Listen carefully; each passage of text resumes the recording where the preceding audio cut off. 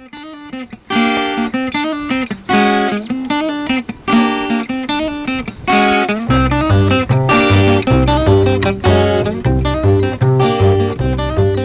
mattina mi son svegliata. Oh bella ciao, bella ciao, bella ciao, ciao, ciao. Una mattina mi son svegliata E ho trovato l'invasor. Antonicelli era per me un nome, uno dei tanti, insomma, che in Italia nel periodo tra le due guerre e poi durante la Resistenza avevano trovato dentro di loro la forza che ci vuole sempre per tentare di costruire un paese migliore. Era uno di questi. Oh bella ciao, bella ciao, bella ciao, ciao, ciao. E adesso per cortesia lasciatemi solo con i miei cupi pensieri. Giacomo, bravo, c'è proprio uno stacco, cioè Matteo Tancreda. Ma non secco, partiamo. Non Giacomo. Secco, proviamo un attimo. Sorriso. il deputato Giacomo Matteotti. Ok, io mi fermo. Mi fermo anch'io. Oh bella ciao, bella ciao, bella ciao, ciao, ciao. L'idea che questo testo di Antonicelli sia un modo di parlare del 25 aprile come il luogo nel quale nasce sia la libertà di questo paese, ma sia anche la giovinezza, il futuro, il modo di rapportarsi fra persone, il coraggio, la voglia di guardarsi allo specchio. Oh bella ciao, bella ciao, bella ciao, ciao, ciao. Festa Grande d'Aprile è un testo dimenticato, così come Franco Antonicelli è un intellettuale dimenticato, ma non è strano in un paese come questo. Noi abbiamo voluto riprendere questo testo e anche a posteriori ricordare con affetto questa figura di italiano esemplare alla fine. Non tanto perché sono dimenticati, quanto perché questo testo, Festa Grande d'Aprile, è un testo problematico, è un testo che pone delle domande ed è attuale e inattuale al tempo stesso. Oh bella ciao, bella ciao, bella ciao, ciao, ciao. Per l'attualità basterebbero due frasi che dice durante una scena il capo partigiano. Ma ditemi voi, ma che Italia volete che sogni questa gente? È questo il punto. Avere a che fare domani con l'Italia che sognano loro. E l'altro passo è quello in cui l'oratore si chiede che cos'è una patria e si risponde: Che cos'è veramente una patria? Tutto ciò che non è diviso e non ci divide. Ma la forza di questo testo sta proprio nel suo non essere definitivo, nel suo lasciare aperta la problematicità non solo della Resistenza, non solo del ventennio fascista, di che cosa voleva dire essere italiani nel ventennio fascista, ma più semplicemente nella problematicità dell'essere italiani. E questo ci piace.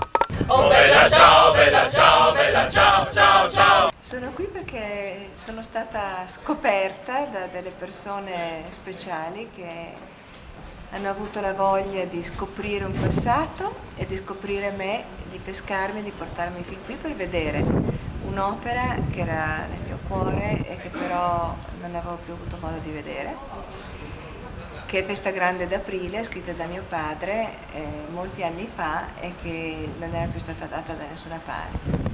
E qui invece ho trovato un piccolo miracolo.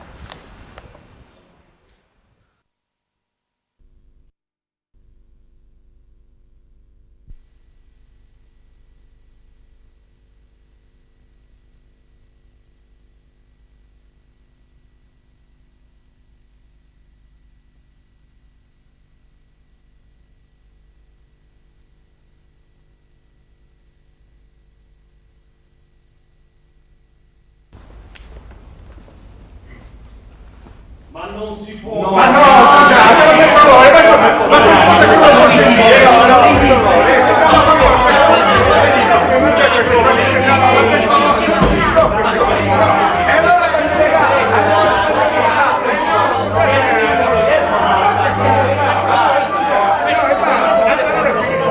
Ma io pensavo...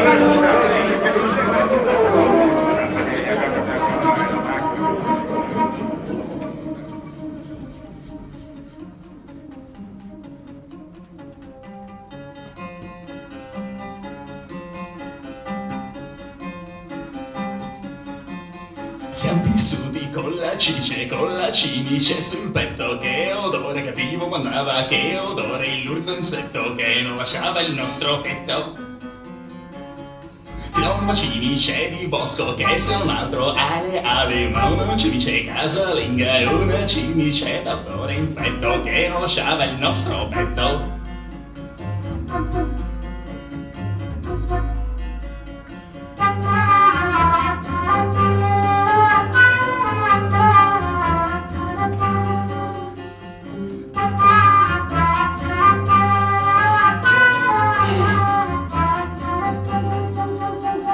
Siamo vissuti con la cimice sul petto, che odore cattivo mandava, che odore il lurido insetto che non lasciava il nostro petto.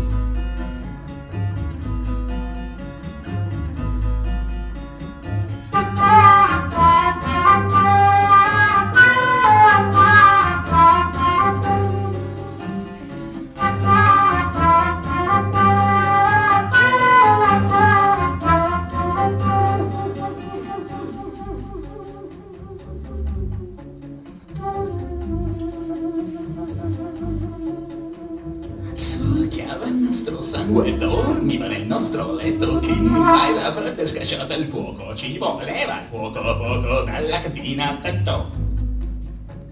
E così la cimice bruciata, bruciata sul nostro petto, bruciata sul nostro petto, bruciata sul nostro petto, bruciata sul nostro petto, bruciata sul nostro petto, bruciata sul nostro petto, bruciata sul nostro petto, bruciata sul nostro petto.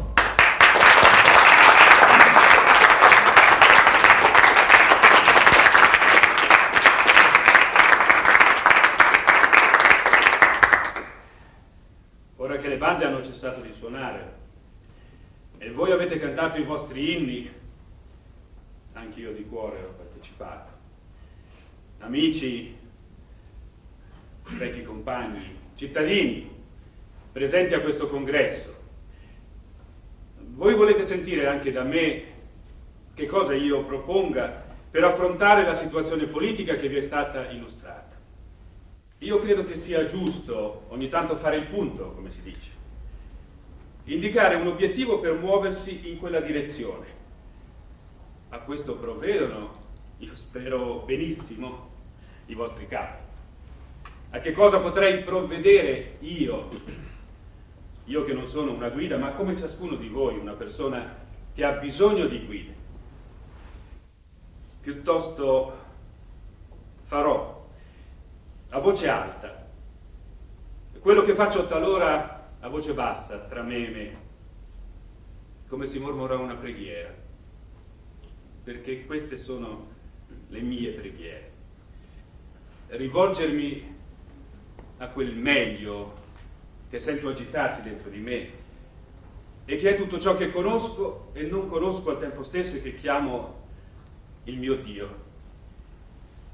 Faccio dunque il riepilogo della storia che mi è stato dato di vivere e tutto ciò che ne traggo mi è utile per ritrovare uno slancio nel cuore, per ripulirmi la vista che dopo tanti anni spesso è ricoperta di nebbia. Oh, la storia è esemplare, come sanno anche quelli che allora non c'erano. Mai forse si alternarono tante tenebre e tanto fulgore. Mai così il tramonto sembrò confondere le sue luci con quelle dell'alba. Forse mai il sipario si alzò su una tragedia tanto perfetta da cominciare con delitti e terminare con una purificazione. E non già per un uomo solo, o una famiglia, o una città, ma per un popolo intero. Cosicché quando ne parliamo, noi non facciamo fatica a intendere che si tratta di noi. E non ci sfuggono le minime allusioni. Dunque credo che rievocare quegli anni non debba essere inutile né agli anziani né ai più giovani di noi, perché questa è una storia che ognuno può ascoltare. Essa contiene tutto ciò che riguarda gli uomini. È come in uno specchio, per offuscato che sia dal tempo. Ognuno di noi potrà riconoscere il proprio volto.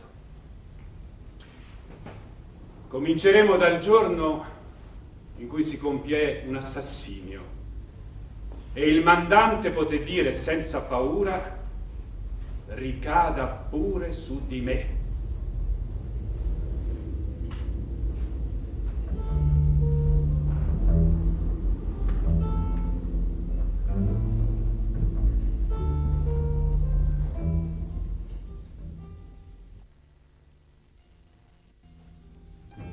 Voi dichiarate ogni giorno di volere ristabilire l'autorità dello Stato e della legge. Fatelo, se siete ancora in tempo. Non continuate più oltre a tenere la nazione divisa in padroni e sudditi, perché questo sistema genera certamente la rivolta. Se invece la libertà è data, ci possono essere degli errori, certo, e degli eccessi momentanei, ma il popolo italiano, come ogni altro, ha mostrato di saperseli correggere da sé medesimo. Voi volete ricacciarci indietro. Noi difendiamo la libera sovranità del popolo italiano, al quale mandiamo il più alto saluto, e crediamo di rivendicarne la dignità, domandando il rinvio delle elezioni inficiate dalla violenza. E adesso, amici, potete preparare la mia orazione funebre.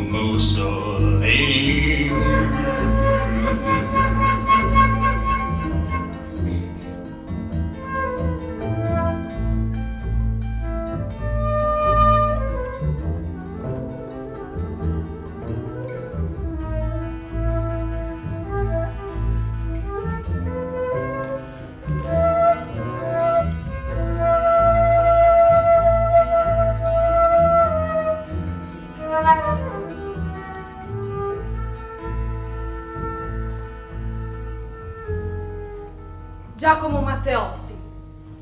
Le donne di Riano l'hanno salutato in piedi e quegli uomini in ginocchio. Non è un rimprovero. Turati ha detto: il tuo olocausto ci ha tutti riabilitati. Bene, ma è ora di alzarsi in piedi tutti quanti. L'avessero fatto in maggior numero gli italiani prima che Matteotti fosse un'ombra sulla sponda del Tevere. Ma non basterà nemmeno ora.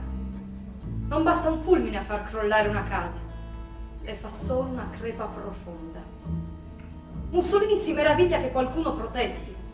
Dirà fra 6 mesi: la libertà esiste in Italia. E non ha forse ragione. Così liberi che si può perfino uccidere e non essere puniti. Ma i morti stancano. Servono a poco.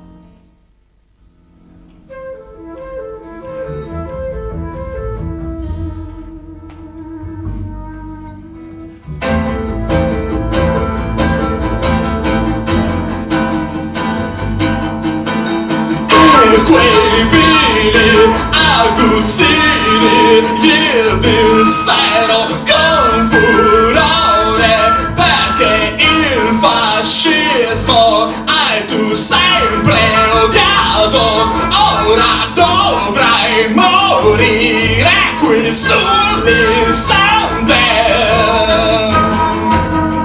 E dopo averlo torto bastonato di pugnalate, gliene dieder tante, lui ne prese tante, lui ne prese tante.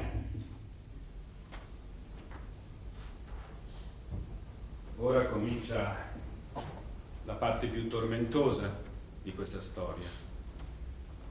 Ora gli uomini imparano con dolore ciò che è facile e ciò che è difficile. È una lezione in cui i maestri sono pochi e gli stessi maestri tornano ad impararla. Ci vuole più coraggio che scienza e non bisogna essere troppo severi contro chi non impara, perché, tanto per cominciare, proprio l'imparare è una cosa difficile. Facile, per esempio, è morire. Facile è anche riempirsi di sdegno. Difficile guidare all'azione quel tuo sdegno. Facile è trovarsi d'accordo coi giorni sublimi.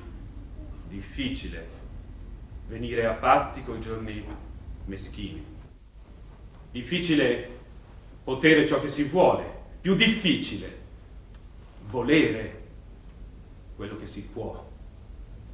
Facile è in fondo ogni umana circostanza, facile ogni umano contegno, ogni parola è facile a questo mondo, salvo dire sì, dire no. Avanti, avvocato!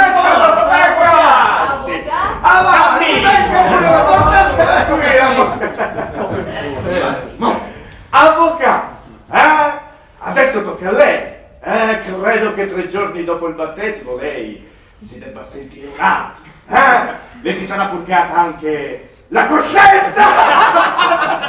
Il cervello! Avvocato! Ci dica che si è ricreduto. Avvocato! Ci dica che si è convinto della generosità, della grandezza di Mussolini. Ci faccia un bel discorso, avvocato. Ma come, avvocato? Si è bevuto mezzo litro di olio di ricino senza fare storie? E ora si rifiuta di dirci una parola? Di vili ce ne sono tanti. Non aggiungete anche me. Ma anzi, avvocato! È un atto di coraggio quello che vogliamo da lei. Sono stanco. Non voglio riparlare.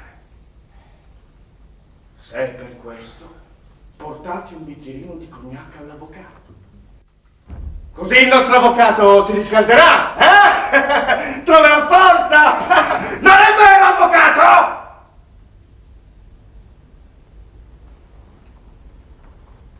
Ha parlato tutta la vita predicando menzogne l'avvocato.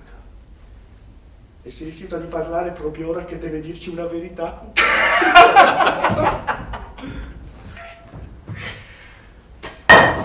Fermi, lasciatelo, calma. Calma, avvocato. Avvocato, non perdiamo la calma, su.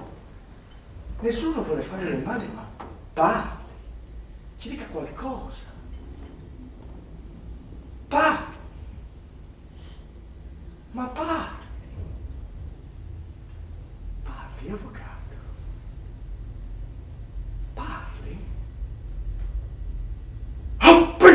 bocca! Le ordino di parlare!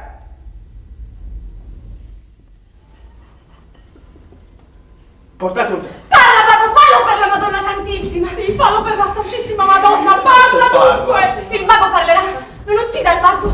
Sì, che parla! L'avvocato parla! E come presa? Ehi!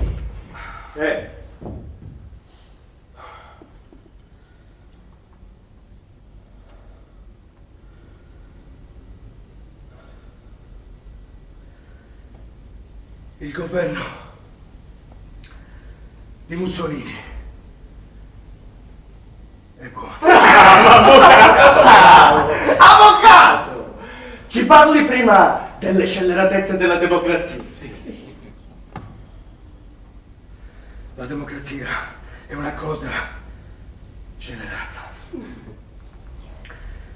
Solo uno Stato autoritario o un partito unico possono volere il bene dei cittadini.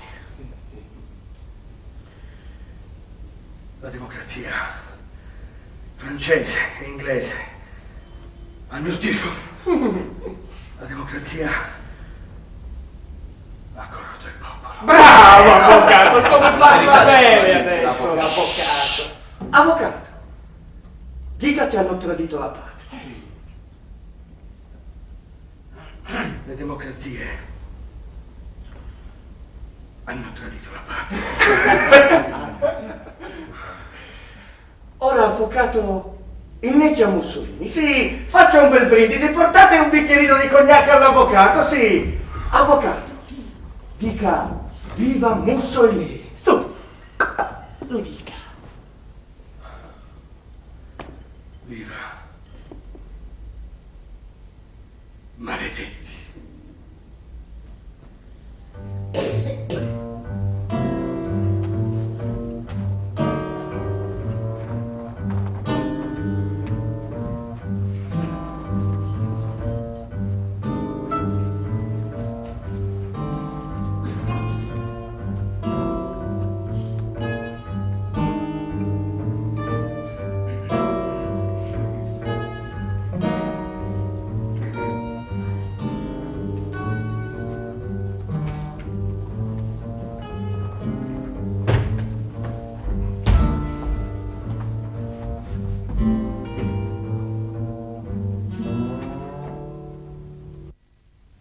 Io credo che sarà una cosa meravigliosa. Lo potremo rappresentare senza che nessuno abbia a dire niente. Capirai? Shakespeare. Beh, ragazzi, non sarà molto, ma qualcosa è. Ma se sapeste quante volte mi torturo, mi incolpo anche di non poter fare di più. Ma se tutti facessero almeno qualcosa, questo paese non sarebbe più così rimbecillito. Ma la gente non si accorge di niente. Si beve tutto e neanche si accorge se è amaro. Ragione di più, per gettarle addosso una piccola luce fastidiosa che la mette in agitazione. No, il malcontento c'è. Si tratta di allargarlo, di organizzarlo, di farne un esame di coscienza per tutti. Una piccola serpe velenosa che si cela abbastanza facilmente nell'erba, ma quando morde non c'è antidoto che tenga, tanta è la sorpresa. Allora mettiamo su questo Riccardo III e vedrete se non avrà il suo effetto. Ma ci pensate? Chi è che non riconoscerà il Riccardo quando è duca e insidia le Diana? Ma è vero che non sarà difficile riconoscere Mussolini dopo l'assassinio di Matteotti, Vi fu mai donna corteggiata in questo stato d'animo? E vi fu mai donna sedotta in questo stato d'animo? È evidente che le Diane l'Italia. La farò mia, ma non la terrò a lungo. Anche questa battuta non vi pare? Sarà travolgente. E qui non è il Mussolini ipocrita che si finge devoto alla Chiesa, il sindaco di Londra. Guardate lassù, sua grazia fra due ecclesiastici. Sua grazia fra due ecclesiastici, Mussolini e la Chiesa. Buckingham. Per la Santa Madre di nostro Signore, i cittadini sono muti, non dicono una parola. Ma non è vero che è una cosa meravigliosa? Per la Santa Madre di nostro Signore, i cittadini sono muti, non dicono una parola. Ma chi è che non si sentirà colpito? Ma, mio signore, vedo che non siete in camicia nera quest'oggi, e nemmeno voi, nobile duca! Dimenticaste la cimice nei vostri letti, miei gentiluomini. Sta piovendo. Invece di andare al cinema potresti cominciare a provare la tragedia. Piove? No. Ma io vi dico in modo inequivocabile che domani farà bello! E tu non reciti? Ah, io non so recitare. Camicie nere della rivoluzione! Io vi dico che sono matematicamente sicuro! Ho detto matematicamente sicuro che tutti gli italiani sanno recitare! Hanno suonato la porta, va a vedere tu. Sei sicura che la cameriera non debba tornare? Figurati, ha il suo bello che la intrattiene. Il quale però è un soldato. Oh, anch'io sono dell'opera. Non facciamo scherzi. Non scherzo. Siete comunista, signore? No, per fortuna no, sono liberale. Allora vi perdono, ma non siatelo più. Se n'è andato. Saliva su. Saliva su. Quelli di sopra sì che sono pericolosi. Sì, ma cosa facciamo di male? Ma vogliamo mangiare sì o no? Vi posso offrire un aperitivo. Ho poco pane, oggi è domenica, accontentatevi. Non sciupate il pane! Amate il pane. Cuore della casa. Profumo della mensa. Gioia dei focolari! Rispettate il pane. Onorate il pane. Non sciupate il pane! Buffoni. Riccardo III. Forse però ci vorrebbe qualcosa di più diretto. La gente si sa, è lenta a capire. Se non vuole capire, non capirà nemmeno la più chiara delle allusioni. Non avere orecchie, non avere palpiti, essere di marmo. Questo è il suo desiderio. Che la notte si allunga e nessun gallo la disturbi al mattino. Coraggio per coraggio, io preferirei qualcosa di meno antico. Gli antichi lo sappiamo, non cantavano cose più antiche di loro, ma quelle che avvenivano ai loro tempi. Oppure favole che tutti sapevano a memoria. Nemmeno Shakespeare in fondo. Il suo Riccardo III non era un re greco-latino, ma inglese. Bisognerebbe trovare qualcosa di moderno, di attuale. Un dramma, una satira, anche una buffonata. Ma che ci fosse dentro quello che tutti intendono. Un attimo. Che cosa abbiamo a che fare noi? Con i rischi più grossi di noi. Con la prigione. Col confino. Magari con la morte. Non siamo gli eroi destinati agli altri. A noi solo un piccolo compito, perché almeno una parola corra, perché i fili della comunicazione non siano tagliati. E basta. Contentiamoci dunque. Possiamo far girare un copione da filo scritto, che nessuno sappia di chi sia. Che almeno non manchi di colpire subito, facendo ridere magari. Ma che Gloucester e Buckingham e duchi d'Inghilterra. Quei fascisti sono sempre in ascolto. Sì, lo so, è poco. E forse anche ridicolo. Ma che cosa bisogna fare? Anche questa è una fiaccola sotto il moggio. Forse è meglio nulla.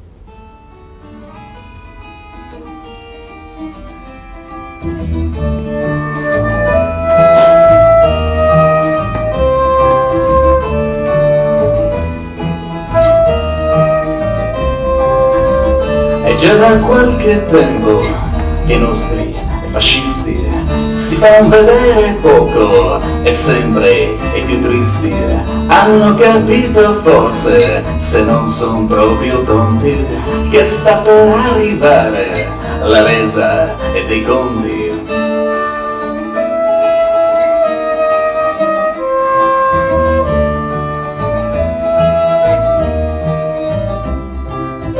Quando un repubblichino omaggia un germano, alza la mano destra al saluto romano, ma se per caso incontrano e gli altri partigiani, per salutare alza entrambe le mani.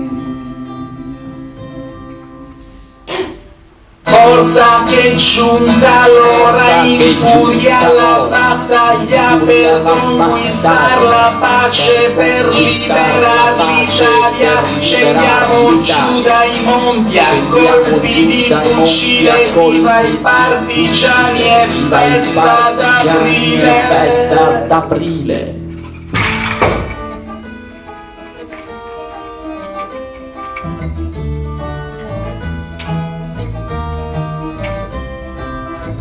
Nera camicia nera che noi ti abbiamo lavata, non sei di marca buona, ti sei ritirata. Si sa, le mode cambiano quasi ogni mese, ora per i fascisti si addice il borghese.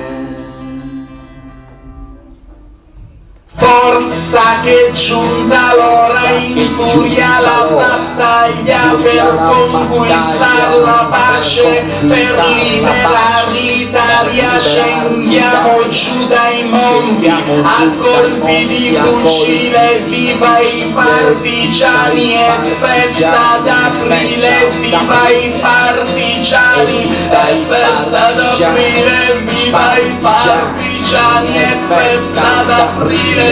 Viva i partigiani, è festa!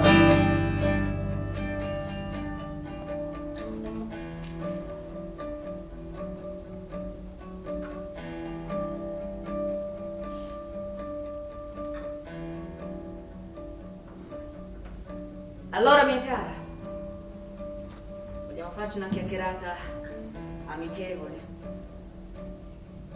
Noi non ci conosciamo molto, però abbiamo un'amica in comune, per cui penso che potremmo considerarci amiche anche noi due, credete? Non ho avuto alcuna esitazione quando il federale mi ha pregato di approfondire un po' le nostre relazioni, parlarci fra donne, scambiarci le idee liberamente.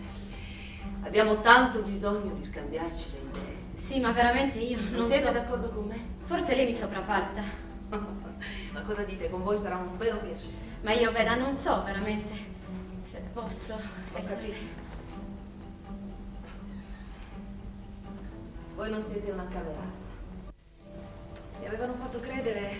Beh, comunque non importa, Non c'è certo bisogno di essere camerati per essere buoni fascisti nello spirito, nell'animo. Per carità, niente tessere fra persone che ragionano e che sentono. Anzi, proporrei una cosa, mia cara. Vogliamo darci del tu? Bene, volevi dirmi qualcosa, vero? Sì. Anzi, parliamoci col cuore. Tu sai bene quali siano state le svolte grandissime che l'Italia sta imponendo al mondo intero. Insieme con la Germania si intende però con un pensiero ben più profondo, perché ben più antico di quello tedesco. E questo si spiega in modo perfettamente naturale, perché l'Italia è una stirpe. È una razza unica, compatta, omogenea da almeno 1000 anni. Com'è che si dice latin sangue gentile, non è vero? Ora, non c'è come la continuità di una razza per rendere storicamente conseguente un pensiero. Sai, ho lasciato l'insegnamento da qualche anno per queste mie nuove mansioni, però ricordo benissimo quello che ho studiato. Oh sì, la mia sorellina era entusiasta di te come insegnante. Diceva sempre che non eri una maestra di ginnastica, ma di danza, sì. Dunque, per venire al dunque, come si dice, noi dobbiamo dare al nostro duce tutto l'appoggio necessario nella campagna di rigenerazione in cui si è impegnato per fare dell'Italia un'unità intangibile, capace di resistere a tutte le infiltrazioni di altre razze troppo diverse dalla nostra. Certo, siamo anche consapevoli che gli inconvenienti non mancheranno, ma noi sapremo superarli con tatto. D'altronde non sarà torto un capello a nessuno, mia cara. Non sarà fatto del male a nessuno. In Italia i diritti sono diritti, non siamo mica in Germania qua. Voglio dire, non siamo certo così rigidi, così schematici. Sai, in passato ho avuto anche io qualche amico ebreo. Qualcuno con i suoi difetti, qualcun altro anche un buon fascista, ma pur sempre stranieri. E allora, come dice il nostro duce, niente violenze, ma neppure niente pietismo. Sì, io ho capito, tu parli degli ebrei, ma Gesù Cristo?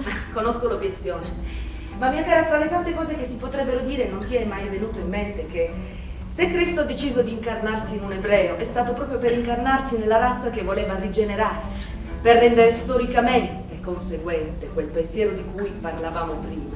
Ma è stata una rivoluzione spirituale, religiosa. Ma si comincia dallo spirito.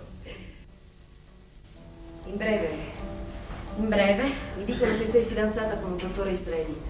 Ebreo, sì. Ebreo. Mia cara, per quell'affetto che ti porto non vorrei essere meno che delicata con te. E penso tu possa anche immaginare quanto questo discorso mi riesca difficile. È difficile anche per me. Non voglio entrare certo nel merito dei tuoi sentimenti oppure delle tue decisioni, però sento il dovere di metterti in guardia su certe possibili conseguenze. D'altra parte ho un compito e devo eseguirlo. Molto spesso si chiede più a noi donne che agli uomini e noi ci sentiamo un po' terrorizzate da quanto si chiede alle nostre deboli forze. Ma se non fossimo tutti uniti in un'unica convinzione, a costo anche di qualche piccolo sacrificio, che cosa ne sarebbe dell'Italia? Ma io non ho assolutamente questa convinzione. Ma mia cara, è un fatto scientifico. Pensaci. Esistono gli atomi ariani e gli atomi ebrei. Noi dobbiamo semplicemente eliminare gli atomi ebrei. Non mi pare così semplice. È molto semplice invece. È sufficiente non procreare figli meticci. Dobbiamo essere un corpo unico, marito e moglie, un'unica entità razziale. Ma il problema può non sussistere per me. Vedo che ci siamo capite. Se mi faccio ebrea. E tu hai 2 mani, 2 piedi, 2 occhi, ma non sei un uomo, ti possono essere portati via. Tu hai un cervello, ma può esserti spappolato. Hai un cuore, ma può essere distrutto. Una coscienza, ma può essere annientata. Tu hai tutto quello che fa un uomo, ma non sei un uomo. È un indovinello più duro di quello della Sfinge? Ma non è un indovinello, è un nuovo decreto. Tu non sei un uomo perché sei ebreo. Non vi garba questo decreto, beh, ciò vi fa onore. Ma ecco, non vi è mai capitato di ridere, ad esempio, del naso di un ebreo, o di trovare sgradevole la sua voce, e curioso quel camminare sui calcagni, e ancora meno tollerabile la sua avarizia che non quella di biellesi o genovesi o scozzesi, che so io. State attenti, perché basta un nulla per farvi venire delle orrende trabegole, un nulla, perché questo decreto non vi sembri poi così male immaginato. Ah, ma voi dite di provare pietà per l'ebreo. Beh, allora lo avete già degradato. Su via, perché badiamo a queste cose? Dove resta il tempo? C'era Afa nel mondo e la bufera si è scatenata. Marzo 38. Hitler occupa l'Austria. Marzo 39. Hitler occupa la Cecoslovacchia. Agosto 39. Hitler invade la Polonia, poi la Norvegia, poi la Danimarca, poi il Belgio, poi l'Olanda, poi la Francia, poi sarà l'Inghilterra magari, avanti. L'Italia deve fare qualcosa, c'è o non c'è il patto d'acciaio e non abbiamo preso che l'Albania. Marzo 43, la ritirata di Russia. 8 settembre 43. Attenzione! Il governo italiano, riconosciuta la impossibilità di continuare la impari lotta contro la soverchiante potenza avversaria, ed in tempo di risparmiare ulteriori e più gravi sciagure alla nazione, ha chiesto un armistizio al generale Eisenhower, comandante in capo delle forze alleate anglo-americane. La richiesta è stata accolta. Conseguentemente, ogni atto di ostilità contro le forze anglo-americane deve cessare da parte delle forze italiane in ogni luogo. Esse però reagiranno ad eventuali attacchi da qualsiasi altra provenienza. Andiamo a casa. È finita la pace. Andiamo a casa, è finita. Ma cosa dici? Ma chi te l'ha detto? La radio, non hai sentito? Ha detto armistizio. Armistizio. Che cosa fate qui? E questo cosa vuole? La guerra è finita. Non è finita. Comincia in questo momento. È finita quell'altra dei bollettini, quella del vecchio governo. Ma qui in Italia ne comincia un'altra che in tutta l'Europa si combatte già da tempo. La guerra per il destino dell'uomo. E chi la comanda questa guerra? Nessuno. Nessun maresciallo, voglio dire. Ma qualcuno di voi, chiunque di voi, potrà essere Garibaldi. Una guerra in cui c'è più bisogno di soldati che di capi. E l'esercito? Tutto il popolo sarà un esercito. Sarà una guerra lunga, crudele, senza patti. Non ci sarà niente da conquistare, né terra né bandiere. C'è solo da distruggere il nemico, distruggerlo come bestia infette. Voi siete contadini, no? Sradicare la vigna, fare lo scasso, rivoltare il terreno, piantare viti nuove, distruggere l'odio, il fanatismo, la violenza, ma non volete questo anche voi? Io voglio la pace e voglio tornare a casa. Non avrai la tua pace se non farai la tua guerra. Ma ora andate presto, vi sono altri che vi aspettano. E i tedeschi? Non vi fate prendere, sono alle porte di tutte le città. Fra poco comincerà lo sterminio. Ma cosa dici? C'è la pace! Coi nazisti non c'è pace, vi dico. Affrettatevi, non buttate le armi, la strada è là. Ma sarà una guerra lunga. Mosca è salva, sta in grado e libera. Se si combatte si avrà la vittoria. Ma sarà lunga. Non finirà tanto presto. Non finirà nemmeno quando avrete buttate le armi e nemmeno quando sarà proclamata la vittoria. Bella roba. E allora? Fate la vostra parte. Ehi, predicatore, ma tu chi sei? Un intellettuale? Mi chiamavano professor ora. Hai un accento strano, sembreresti straniero. Ma chi diavolo sei? Infatti sono cecoslovacco. Il mio nome è Fucik, Julius Fucik. E allora che vai predicando? Di cosa ti mischi tu? Questa è un'altra storia, ormai il fascismo è liquidato. E ci pensa il re o Badoglio o qualcheduno? Non ci pensa né il re, né Badoglio, né qualcheduno.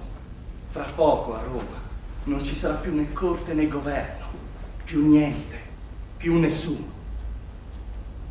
Bisogna che ciascuno di voi ci pensi. È la stessa cosa in tutto il mondo. Ma ora andate presto, non c'è più tempo. E va a morire tu e le tue storie. La cosa è fatta, ma le mie storie camminano. Ma cosa vai dicendo?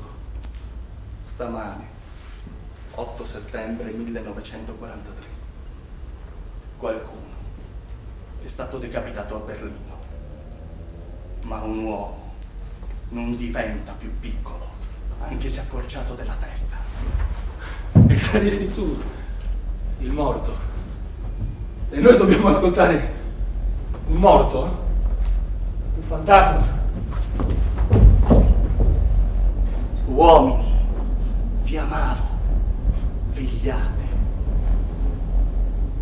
Quei soldati credono ad uno scherzo, ma senza che lo sappiano essi hanno quel fantasma già dentro di loro, più forte di tutto ciò che già vi sta morendo.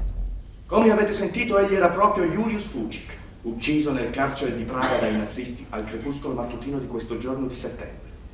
E al crepuscolo della sera eravamo noi a sentirci in agonia, feriti a morte. Che cosa è venuto a dire Julius Fucik? Che la bufera investe tutti, che è lo scontro finale, tutti nello stesso crogiuolo, tutti, ci cadranno tutti. Sarà lo squarcio, la desolazione, il furore, la morte, sarà la cecità, il buio. Ma ha detto anche che si capirà il buio dai guizzi di luce. Questo, ha detto Fucik, la coscienza. A chi sente la vergogna di non essere stato un uomo fino ad oggi, Fucik dice che è la lotta che cancella la vergogna, che gli anni della cimice sono finiti e comincia l'età dell'uomo. Beh, l'uomo certamente non ha mai cessato di esistere, altrimenti come potrebbe impugnare un fucile, impaurire il nemico, fare una guerra? Perciò l'ultimo atto sarà anche il primo. E chi sa la strada la troverà.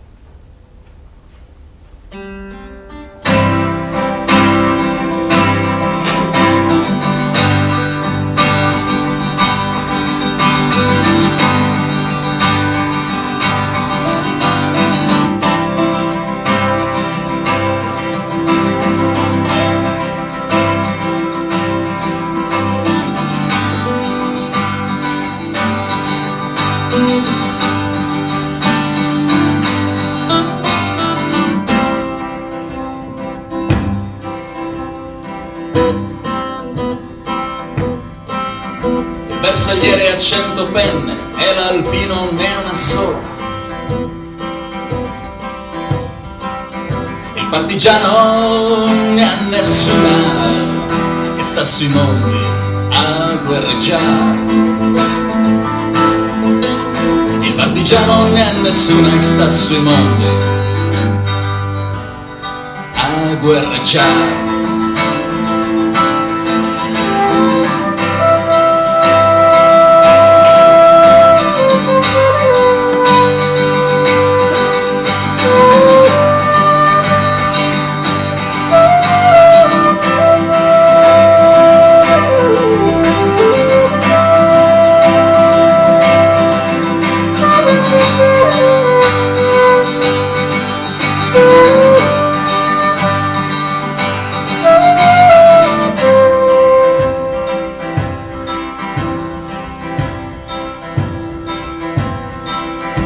Sui monti vien giù la neve, la tormenta e l'inverno.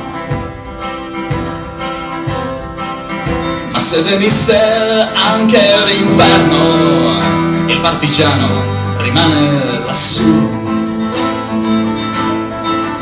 Ma se venisse anche l'inferno, il partigiano rimane lassù. Quando poi ferito cade non piangetelo dentro il cuore,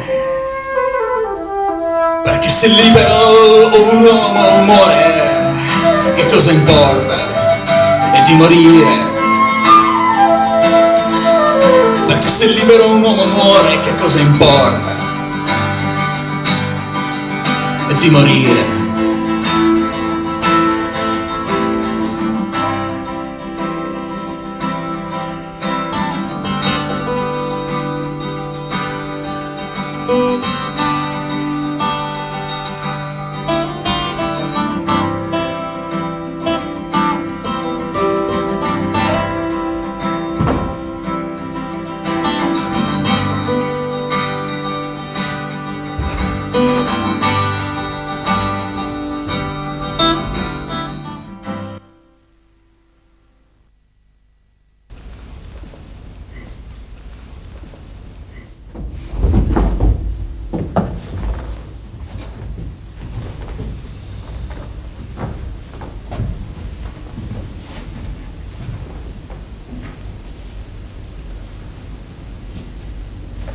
Fate entrare i testimoni.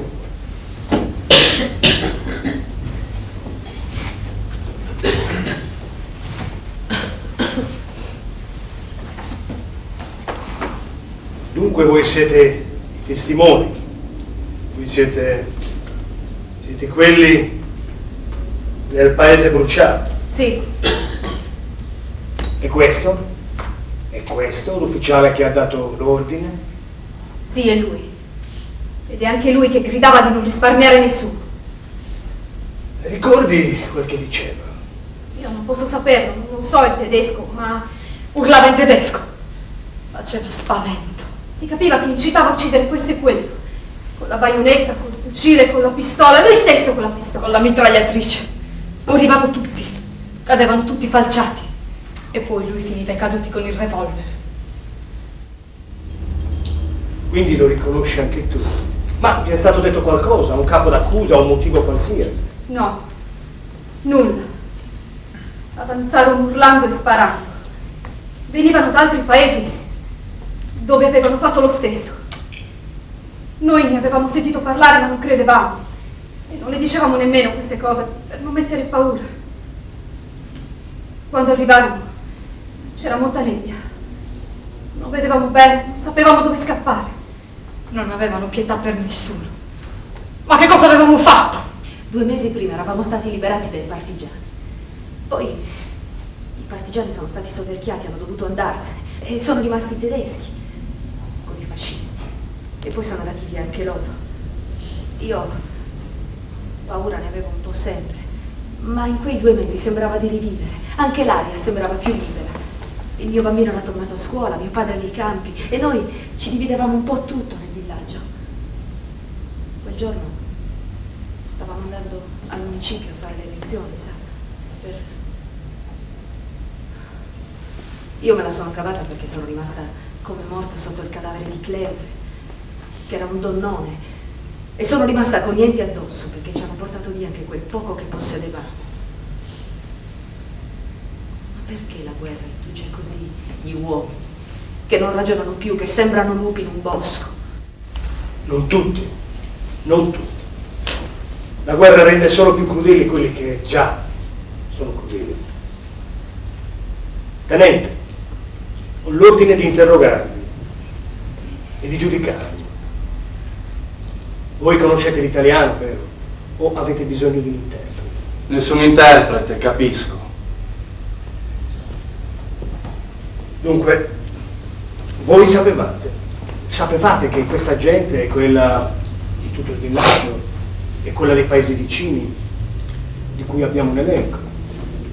Morti, feriti, case bruciate, ruberie. Voi sapevate che erano innocenti. Anche un pensiero che è il nemico è un soldato pericoloso. Ho messo ai ferri un mio soldato perché aveva indosso il testo di una canzone di traditori. Anche il cuore. Volevate distruggere anche il loro cuore. Anche i bambini vi facevano paura. Perché? Perché dimostra una stupida paura e una vergognosa stanchezza. Si combatte dove il Führer comanda. La patria è dovunque arriva un ordine del nostro Führer. Voi non colpite i traditori. Il duce non ha giustiziato chi lo ha tradito. Parliamo un linguaggio diverso. Io posso anche ammirare la vostra inflessibilità. Sono un soldato, del resto arrivo a capire. Ma il fanatismo no, non è una virtù e non è nemmeno coraggio. È uscire da se stessi. Questa guerra non ha leggi. È per questo che li combattiamo. Ma è vero, tenente, quello che si dice. È vero che in Germania si torturano, si uccidono, si annientano migliaia e migliaia di persone, innocenti, senza una ragione. Ma non capite che non si può fondare nulla sulla mancanza di ragione. È vero, tenente, quello che si dice. Non mi riguarda. Ma è la verità. La verità è merda. Scusate.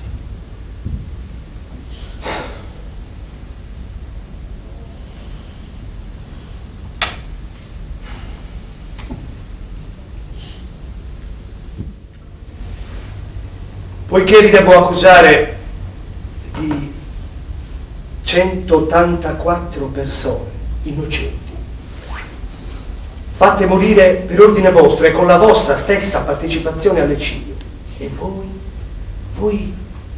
non vi degnate di dare una sola giustificazione.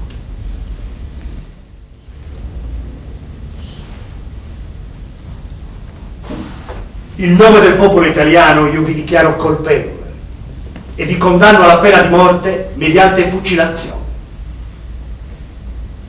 Voi siete abituati a mettere sulla bilancia 10 vittime nostre per ogni vostro soldato abbattuto. Io ne metto una sola, voi, per 184 che avete fatto morire. Il conto torna. Il conto torna.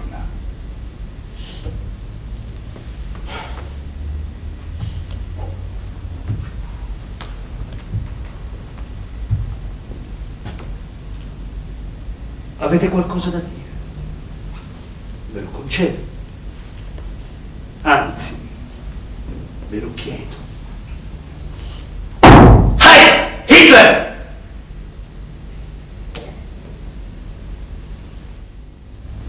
Ho cercato di capirvi. Ho cercato.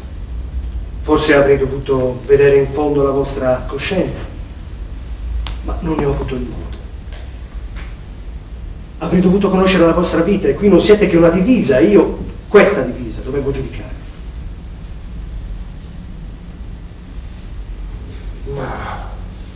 Ho una domanda sulle labbra e vorrei farvela, anzi gridarvela. Ma da dove venite voi tutti? Da quale buio profondo? E chi è? Chi è quel vostro capo che non ordina altro che sangue? Sangue!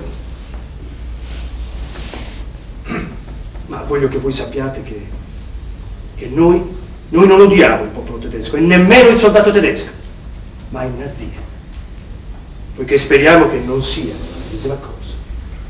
Ma non dite soltanto col vostro pazzo Heil Hitler, dite, non so, la Germania, ma dite viva la Germania! Heil Hitler!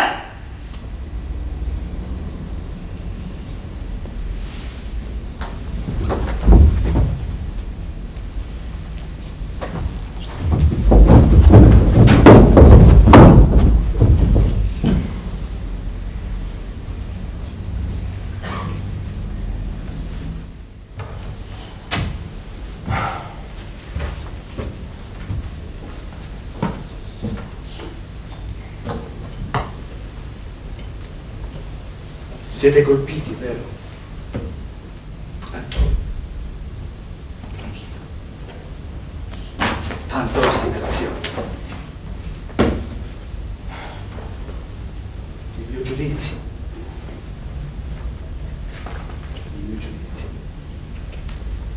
Egli non è un soldato.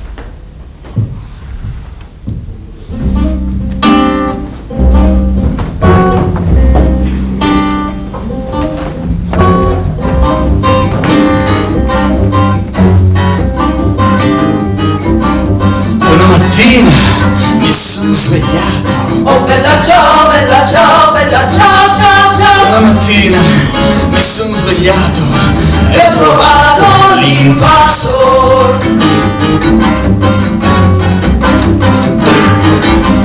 Oh partigiano, portami via.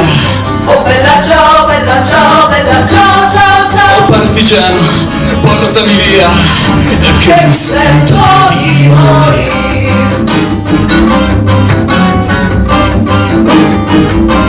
E se io muoio da partigiano, oh bella ciao, bella ciao, bella ciao, ciao, ciao. e se io muoio da partigiano, tu mi devi seppellire.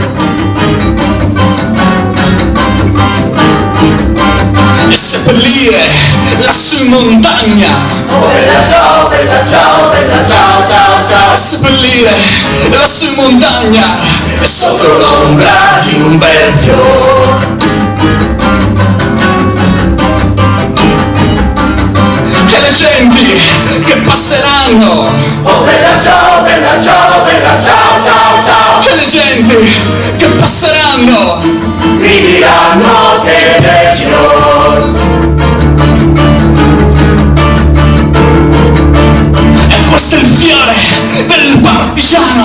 Oh bella ciao, bella ciao, bella ciao, ciao, ciao. E questo è il fiore del partigiano, un modo per la libertà. E questo è il fiore del partigiano, un modo per la libertà. E questo è il fiore del partigiano, un modo per la libertà. La parola d'ordine è ancora quella: chi ha un'arma combatta e chi non la se la procuri. Sta tranquillo, Tom. Arriverà anche il momento dell'insurrezione, ma la parola d'ordine sarà sempre la stessa, fino alla vittoria completa. E vedrai che finiremo bene l'aprile. Io un po', tu non l'hai molto. Sì, da un'ora. L'hanno portato via adesso. Ha lasciato un biglietto ai suoi. L'ho voluto copiare, mi ha quasi commosso.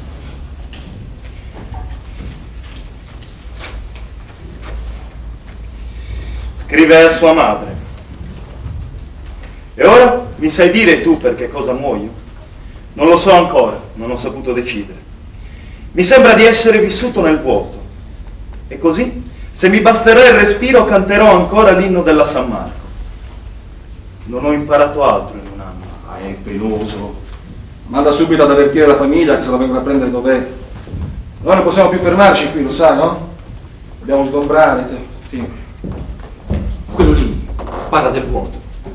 Deve essere quello strano senso di vuoto sangue all'abisso.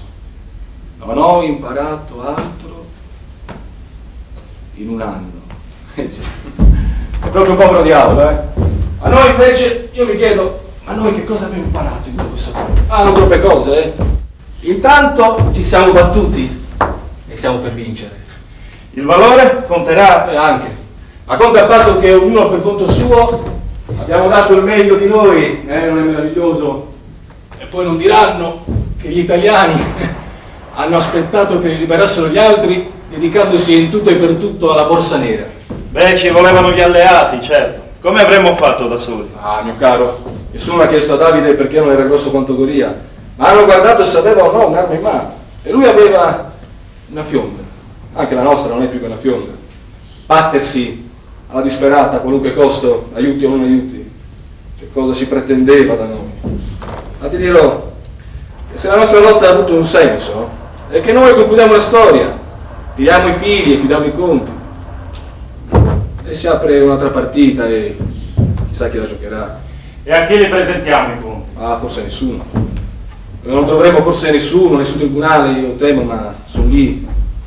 Non so quante migliaia di anni di galere, quanti morti, quante coscienze distrutte, quanta viltà e quante porcate, e quanta lirica pura sacrificata sull'altare della patria.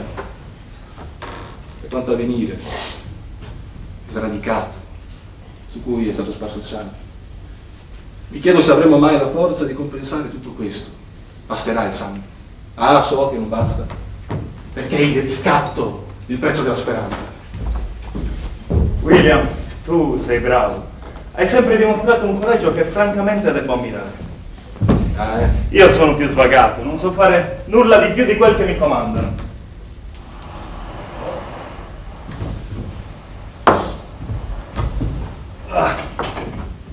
Ma tu forse pensi troppo. Sei proprio del partito d'azione. Io non mi fico in testa a tanti problemi. La vita è da vivere, non credi? Io l'affronto ogni volta. Ciao William. Ciao Tom. Devo parlare con Poggio.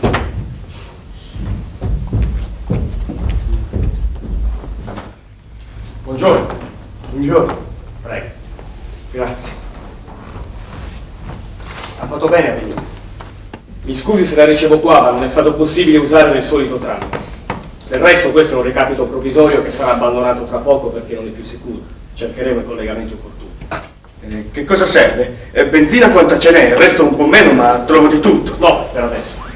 Abbiamo bisogno di sapere se possiamo mettere 4 dei nostri al lato nord della sua fabbrica. Dovranno rimanerci alcuni giorni e avranno bisogno di qualcosa. È possibile? Naturalmente. L'elenco del personale fidato per il servizio civile, il materiale sanitario necessario. Lei come commissario all'ospedale deve essere in grado di funzionare quando sarà con un solo giorno di preavviso. Abbiamo bisogno di essere rassicurati al riguardo. Lo sia senz'altro. Grazie. Lei ci ha reso molti servigi e per questo la ringraziamo. Arrivederci. A presto, spero.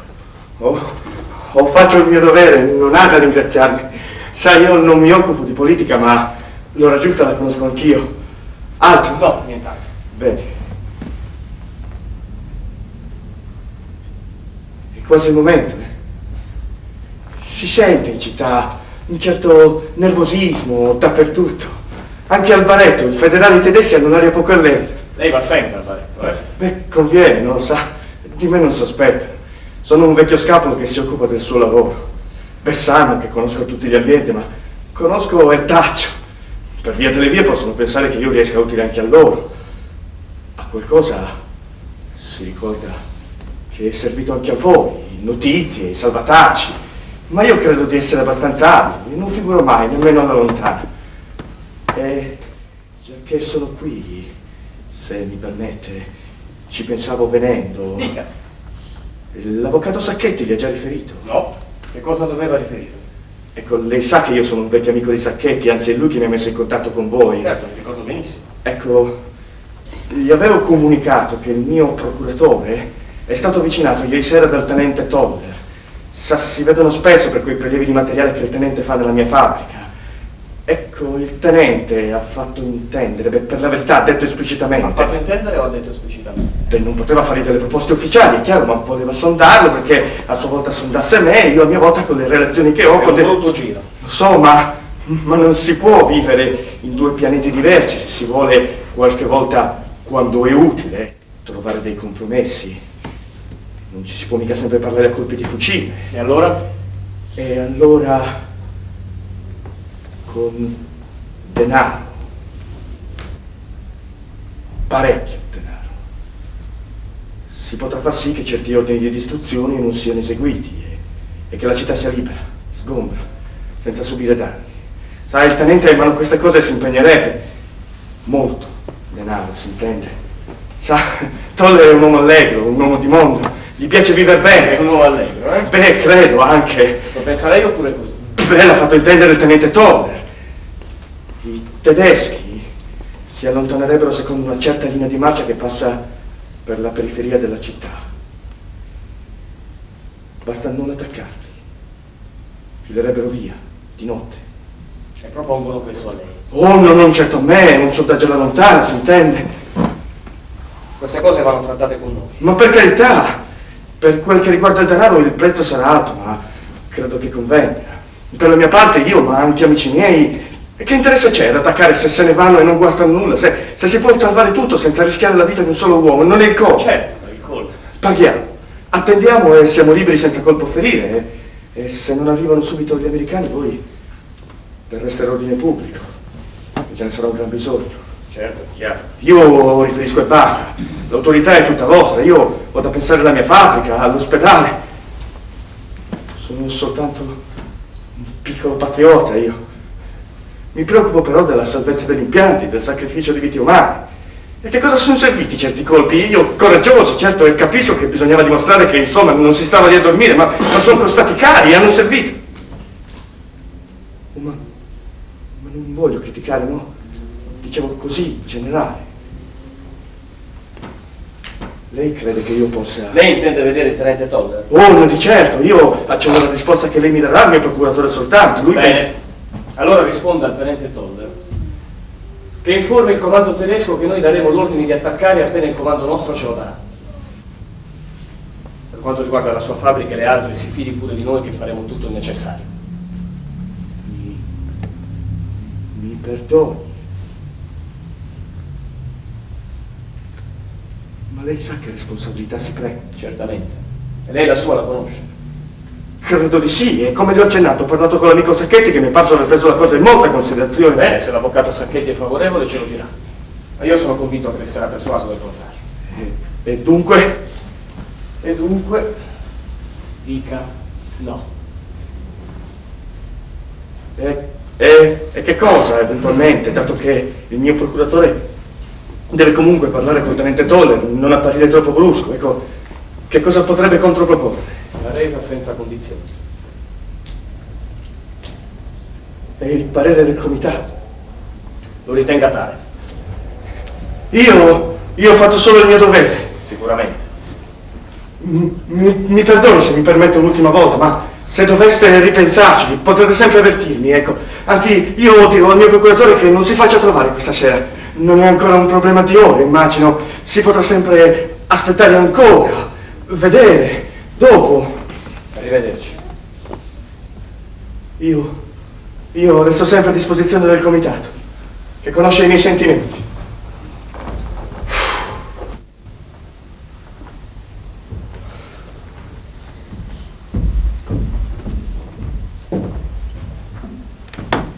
Avete sentito? Si potrà attendere ancora? Vedere dopo? Sì, dopo.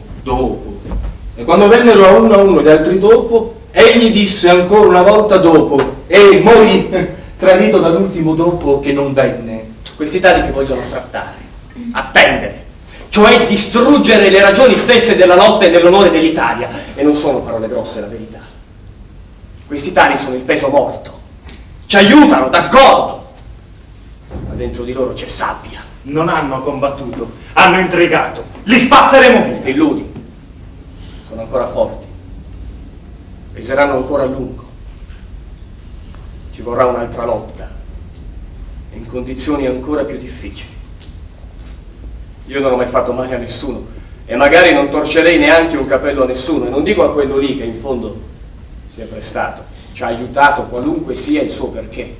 Del resto abbiamo dovuto coinvolgere un po' tutti, non si poteva mica lavorare di fino, no? Ma ditemi voi, ma che Italia volete che sogni questa gente? E questo è il punto. Avere a che fare domani con l'Italia che sognano loro. Sono due linguaggi diversi. E poi si dice le razze.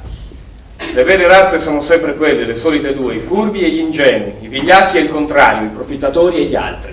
Salve a tutti! Hai parlato con Poggio, è stato qui ora. Sì, avrei riferito oggi, si intende. Mi pare una proposta molto interessante, no? No. Non si possono trattare queste cose a denari. Una simile proposta è un sabotaggio. Noi abbiamo un impegno comune. Non dare tregua al nemico, sbarrargli il passo, impedirgli la fuga.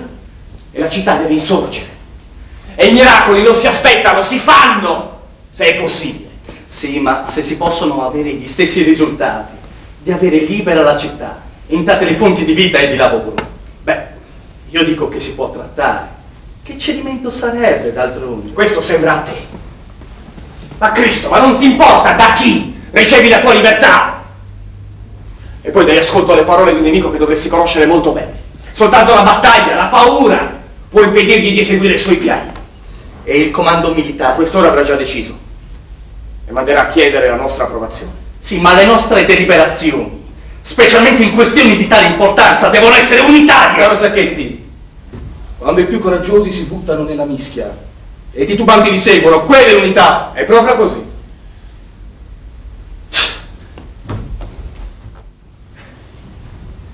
Ci siamo quasi, eh? Dovrei essere agitato e invece mi sento stranamente calmo. Il giorno del Signore è venuto. Del Signore o dell'uomo? Del Signore che alberga nel cuore dell'uomo. Eccoli finalmente riuniti, il Signore e l'uomo. Datemi la risposta che vado subito a portarla.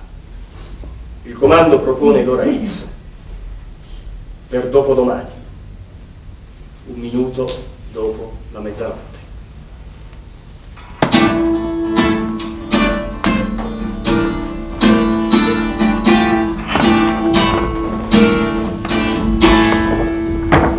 Fischia il vento, urla la bufera, scarpe rotte pur bisogna andare a conquistare la rossa primavera, dove sorge il sol dell'avvenire.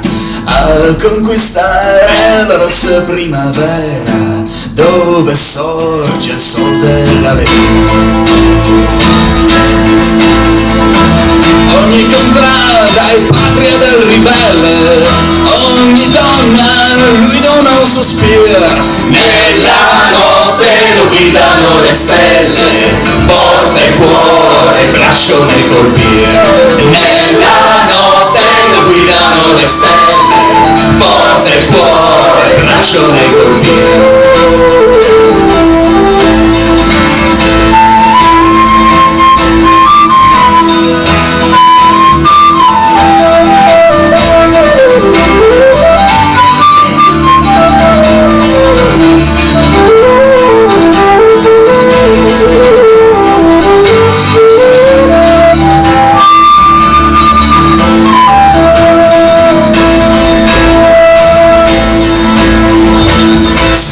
Coglie la crudele morte, dura vendetta verrà dal partigian. Ormai scura è già la dura sorte del fascista vile traditore. Ormai scura è già la dura sorte del fascista vile traditore.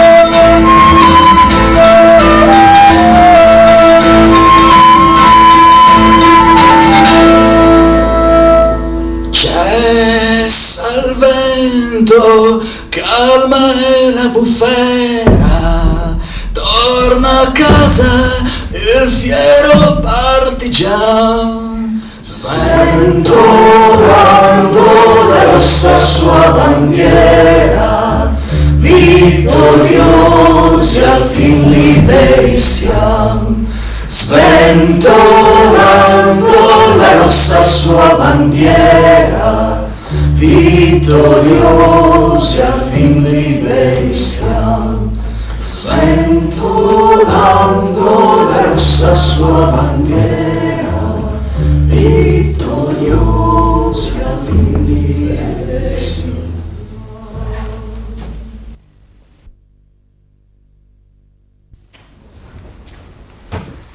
La battaglia è alla fine. I giovani veterani si sono fatti onore. Rimangono i colpi disperati, le pallottole inutili, ma le bandiere della gioia, il grido dei giornali sembrano travolgere tutto. Sono arrivate le jeep. Che bel giocattolo. Carico di sigarette, di cioccolate, di allegri giovinotti stranieri. Qualche ragazza si avvicina troppo, attenzione, può essere rovesciata. Qualcuno è travestito da partigiano quest'oggi. O ha un buon bracciale che fa di lui un patriota. Sotto ce n'era un altro che lo assicurava al servizio della polizia tedesca.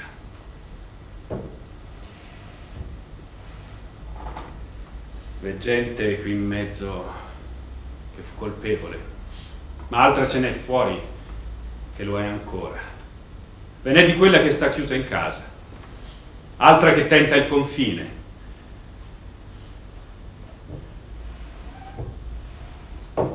Qualcuno si è imbarcato su un camion tedesco. Ah, ma gli va male. Siamo alla fine di aprile. Il carnevale è finito, le maschere sono proibite. Un travestimento, quando non è più carnevale, ispira tristezza e non so quale presagio pietoso. Ma cosa stanno gridando? Mussolini è stato arrestato dalle guardie confinarie italiane a Lecco, sul lago di Como, mentre tentava di riparare in Svizzera. L'ex duce viaggiava in automobile da solo, frammischiato ad una colonna tedesca di circa 30 automezzi. Indossava una divisa della milizia e portava un cappotto tedesco per essere confuso con le truppe germaniche. È stato riconosciuto. L'ex duce è stato fermato a Dongo. Nella colonna si trovavano anche altre autorità del regime, delle quali è in corso il riconoscimento. Gli arrestati avevano con sé molto denaro, oro e sterline. Oro, sterline e sangue. Ciò che è cominciato col sangue è finito col sangue. La fine nel ludibrio, nella rissa, nel tradimento, nella fuga, nella pazzia, nel sangue. Alla distanza di un giorno l'uno dall'altro, la morte, correndo con in mano la sentenza scritta dalla giustizia dei popoli, ha badato che fosse eseguita. E ora che Mussolini pende come una bestia macellata, là dove egli usava mettere in mostra la sua selvaggina, e Hitler è arso con odore di demonio nel suo stesso inferno, solo la dedizione di 2 donne è rimasta cieca fino alla loro morte. Ora possiamo dire: la scena dell'Apocalisse è finita e l'espiazione è completa. Completa davvero. Il fungo velenoso di Hiroshima fa parte di quell'Apocalisse o è l'inizio di un'altra? Ecco, amici, cosa sta sulle nostre spalle. E che il Dio che sta nei cieli, più in alto del fungo, come dice il poeta Isgro, si trovi di nuovo in accordo con gli uomini di migliore volontà. Per ora siamo al canto in exitu Israel de Egitto. I superstiti ritornano dai campi della strage e in mezzo alle case crollate ritrovano la loro patria. Perché? Che cos'è veramente una patria? Tutto ciò che non è diviso e non ci divide. Cari amici, compagni, cittadini, bene, quello che volevo dirvi io l'ho detto, ora posso congedarmi da voi e voi continuare i vostri discorsi. Se fossi un poeta, direi qualcosa di alato su tutte queste storie che vi ho ricordato. Il racconto mi è venuto più o meno bene, ma non basta narrare, riflettere, conviene dare un senso perché il poema sia degno alla rabbia, all'orrore, allo sdegno. È come a una colomba dalla sua piccola stanza sulla torre dare il volo alla speranza. Mi perdonate. In gioventù ero un poeta, io credevo. E la vanità, solo la vanità, mi è rimasta. Ma la morale, in versi o in prosa, è ugualmente questa. A cosa serve conoscere la verità se non si apre la via alla speranza? Prima la verità non la vedevamo tutta intera e la speranza veniva rosicchiata giorno dopo giorno, perché lo sappiamo bene, è facile ricadere nel buio dove l'uno si nasconde all'altro. Forse che dentro il cuore di qualcuno non può apprestarsi a covare il desiderio di quegli anni in cui, comandati dagli altri, si imparavano, anche senza saperlo, le sevizie del comando. Si godeva delle schiene curve e si irrideva alle virtù di Seneca e di Cattone. Questo è un male che l'uomo impara presto e a lungo. Ma noi, credo, sappiamo dove ci porta questo oscuro amore. E se non ho saputo concludere giustamente, bene, qualcuno lo faccia al posto mio. Chiedo la parola. Prego. Abbiamo sofferto tutto questo che ci hai revocato. Io avevo 20 anni quando è scoppiata la reazione al fascismo, null'altro che 20 anni. E ho raddoppiato la posta per avere la libertà. E forse la mia colpa è quella di averla soltanto ricevuta, ma io mi sento come smarrito. Ma che cosa è cambiato? È cambiato che abbiamo la testa sulle spalle, gli occhi per vedere, la bocca per parlare. Abbiamo tutto quello che avevamo perduto. Certo, dobbiamo diventare più acuti di un tempo, perché dietro tanta apparente saggezza, quanta vera ipocrisia si può nascondere. Di lì, appiattito e poi gonfio, può ripresentarsi il nemico. I più infami non sono i violenti, ma quelli che attendono di farsi pagare il sangue che non hanno versato. Chiedo la parola. Prego. La rivoluzione è fallita. Siamo stati troppo generosi. Tu come te lo spieghi? Lo spiego così, non è stata fatta. E la rivoluzione non è una vendetta, e non è nemmeno una tempesta. È il lavoro leale che il contadino fa nel suo campo, passo dietro passo. Ma si contenterà. Chi deve sopportare con tanto dolore e tanta pazienza di sentire questo che tu dici, che la rivoluzione, amici, è un contadino leale. Non lo so questo, io non giudico della pazienza, io giudico della lealtà. E lealtà significa il lavoro giusto per quello che deve nascere giusto. E la tempesta potrebbe un giorno essere una cosa leale. E ora dimmi, quanta strada hai fatto tu in questi anni? C'è qualcuno che possa alzarsi e dichiararmi: io sono diventato veramente libero? Ognuno di noi se lo deve chiedere. E sarà la vera risposta che aspetta il nostro amico. Chiedo la parola. Prego. Certo, quel tempo che si combatteva è stato bello, nonostante tutto. Ma... No, non carezziamo troppo quel tempo di tragedia nel nostro ricordo, altrimenti ne caviamo un idillio o un'elegia. Continua comunque, ma... Ma a che cosa è servito tutto quello? Il prima, il dopo, a che cosa? Davvero a nulla, se ancora me lo chiedi. Ma mio caro, non credere che tutto sia così semplice per me. Qualche volta mi accorgo che questa spina è anche dentro il mio cuore. E allora guardo a quelli che ne hanno saputo più di noi due. Tutta la purezza del mondo è nel calice della loro morte. A quelli che abbiamo perduto per via.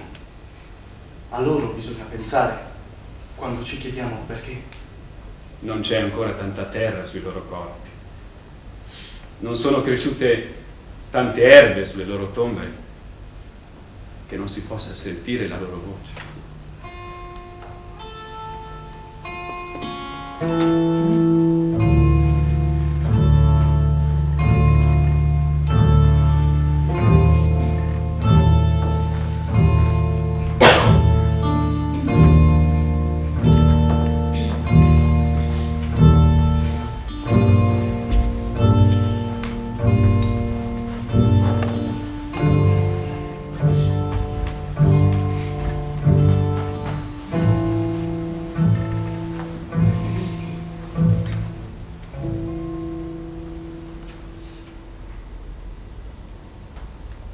Moglie carissima, il tuo Giorgio muore e ti fa questo torto, l'unico in tanti anni, di lasciarti.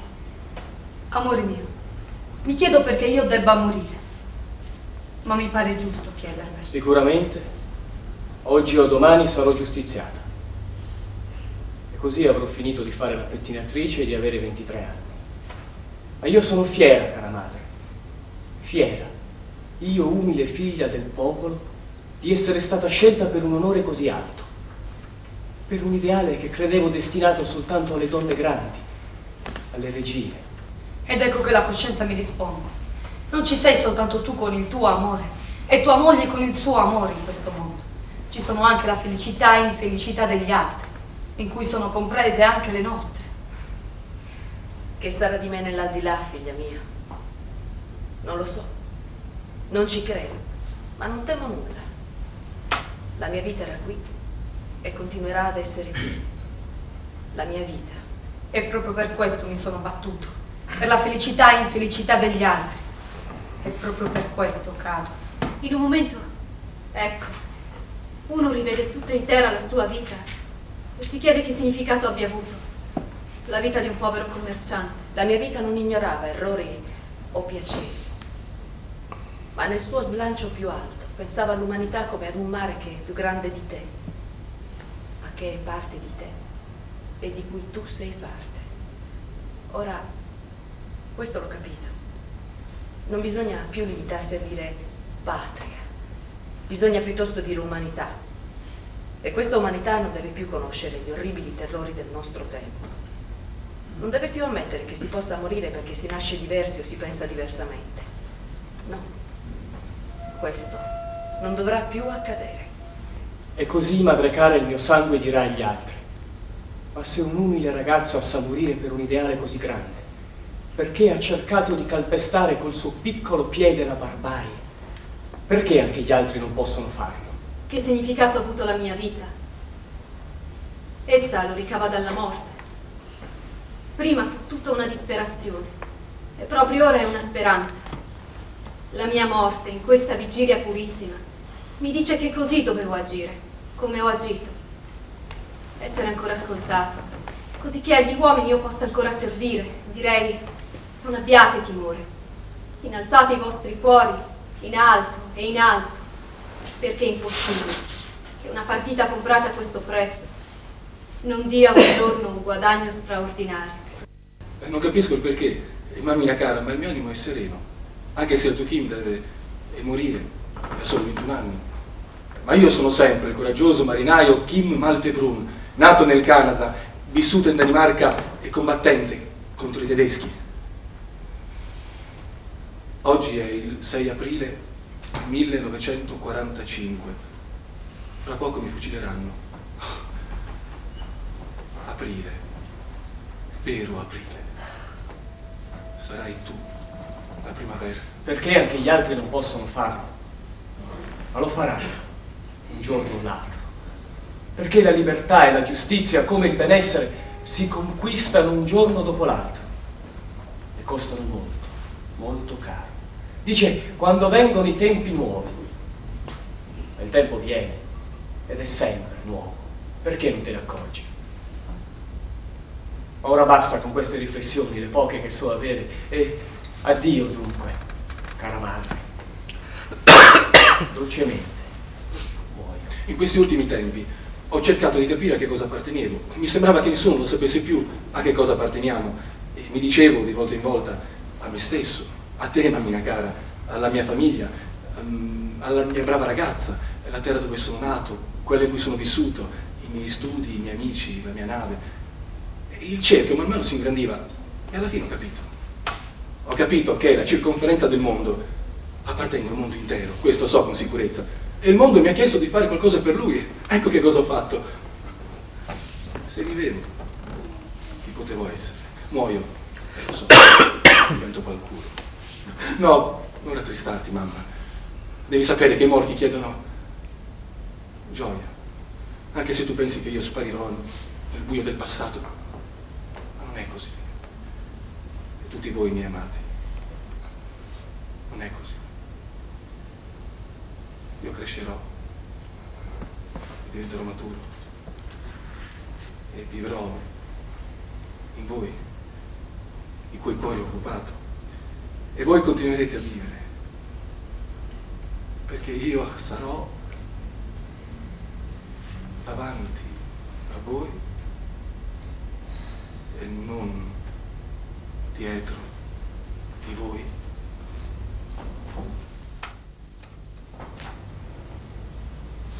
È davvero così,